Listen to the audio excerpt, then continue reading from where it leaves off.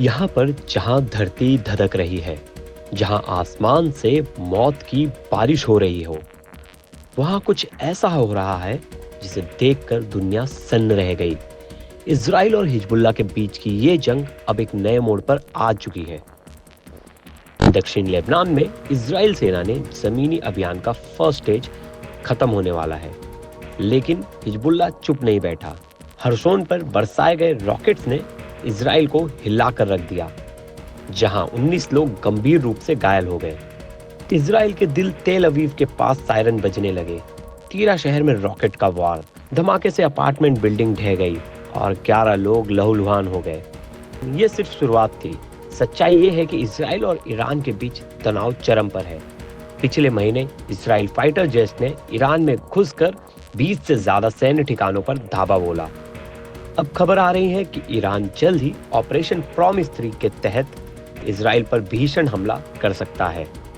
Israel की सरकार Netanyahu की अगुवाई में बंकर में बैठकर रणनीति बना रही है।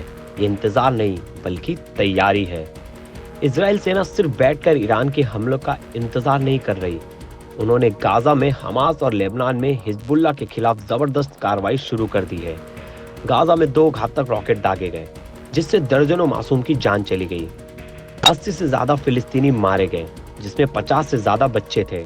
फिलिस्तीन इसे क्रूर नरसंहार बता रहा है और इस नरसंहार पर पूरी दुनिया की निगाहें हैं। लेकिन अमेरिका इजराइल का साथ देने के लिए तैयार है। युद्धपोत, फाइटर जेट्स और लंबी दूरी के बॉम्बर्स विमानों के साथ वो मिडिल ईस्ट में तैनात हो चुका है। और इजराइल का कहर सिर्फ गाजा तक सीमित नहीं है, लेबनान में भी तबाही मची है। पिछले 24 घंटों में 30 लोग मारे गए, मासूम लोग। लेकिन इस खून खराबे में भी एक अजीब सी शांति है। गाजा में पोलियो टीकाकरण का अभियान फिर से शुरू हो रहा है। ये मानवीय संकट और सैन्य घेराबंदी के बीच एक छोटी सी उम्मीद की किरण है। लेकिन कितनी देर? गाजा में 1 महीने से सैन्य घेराबंदी जारी है। 7 अक्टूबर 2023 से अब तक इजराइल हमलों में 40,000 से ज्यादा फिलिस्तीनी मारे जा चुके हैं और 1 लाख से ज्यादा लोग घायल हैं। युद्ध की इस आग में मासूम जल रहे हैं और सवाल उठता है, ये विनाश कब रुकेगा? ब्यूरो रिपोर्ट, क्राइम तक।